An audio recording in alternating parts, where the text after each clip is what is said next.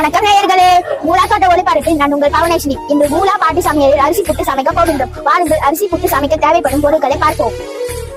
அரிசி மாவு புட்டு செய்ய தேவைப்படும் பொருட்கள்: அரிசி மாவு, உப்பு, சீனி, தேங்காய் பூ, தண்ணி.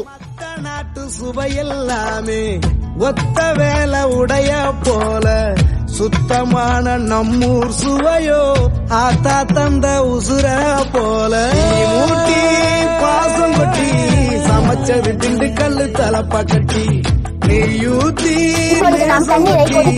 இருக்குது திண்டுக்கல்லு தலப்பா கட்டி.